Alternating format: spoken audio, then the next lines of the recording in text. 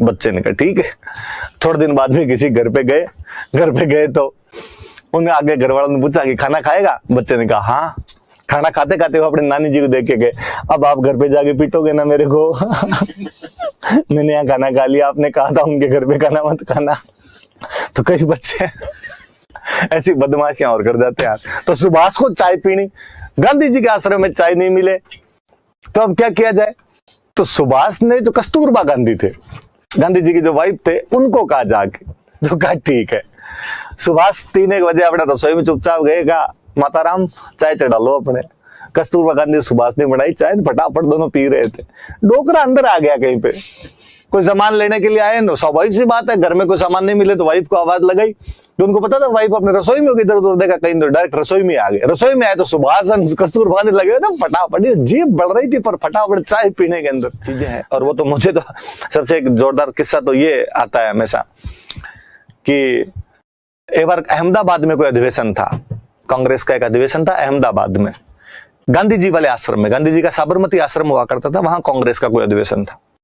Subhash young थे बहुत उन दिनों में, सुभाष अधिवेशन में भाग लेने के लिए आए हुए थे और सुभाष को चाय पीने की आदत थी। बापू इस मामले में क्रांतिकारी बंदा, बापू के नशे पते से दूर रहो तो चाय भी नहीं पीनी। नहीं तो गांव में के खोड़ले होते हैं ना, नहीं टाबरों चाय नहीं पियोगे, किसी को चाय नहीं पीने देते, खुद पी लेते हैं एक आधी। तो बापू तो हालांकि खुद भी नहीं पिया करते थे और बाकियों को भी नहीं पीने दिया करते थे। अरे ये गंभीर समस्या होती है। कई बार क्या होता है कि अपने घर वालों का देते हैं, मतलब वो एक प्रेशर ही होता है, थोड़ा मोरल प्रेशर, कि अपने घर वालों का देते हैं भाई मैं चाय नहीं पीऊंगा, या घर वाले कहते हैं भाई चाय नहीं पीनी चाहिए, अपने चाय छोड़ दी। पर थोड़े दिनों में चाय की तो अपने जी में आने लग जाती है, पर अब उस मोरल प्रेशर में चाय नहीं मांग पाते अपने। सबसे भयंकर तो वो होता है कि जब मम्मी के साथ किसी के घर पे जाओ और मम्मी के साथ किसी घर पे जाओ, वो अगले चाय बना के लाए मम्मी के लिए, वो अपने को भी पूछे कि चाय पिएगा, अपने जी में होती पूरी के ले आओ। इतने मम्मी कहते ना ना हमारे तो पिए कौन चा। तो वो वाली समस्या और भयंकर हो जाती है। लो इसमें तो मुझे एक बात और याद आती है, वो विजय सर सुनाते रहते हैं कोई बच्चे की बात, कि कोई बच्चा था और उसको घर पे नानी जी के पास रहता था। नानी जी का कहा हुआ था कि किसी घर पे जाए तो कोई चीज नहीं मांगेगा। क्या आदत है, किसी घर पे जाते वो अगले पूछते हैं खाना खाएगा क्या, तू हाँ बदलेता है, वो कुछ भी लाके देते हैं, खाने बैठ जाता है। तुझे घर पे खाना नहीं मिलता क्या? नहीं, ऐसे हर किसी घर पे जाते हैं तो खाना नहीं मांगते, अपने घर पे खाना खाना होता है। और इस बार यदि खाना खाया ना मैं थप्पड़ मारूंगी तेरे। बच्चे ने कहा ठीक है। थोड़े दिन बाद में किसी घर पे गए तो उन्हें आगे घर वालों ने पूछा कि खाना खाएगा? बच्चे ने कहा हाँ। खाना खाते खाते वो अपने नानी जी को देख के गए, अब आप घर पे जाके पीटोगे ना मेरे को। मैंने यहाँ खाना खा लिया, आपने कहा था उनके घर पे खाना मत खाना। तो कई बच्चे ऐसी बदमाशियां और कर जाते हैं।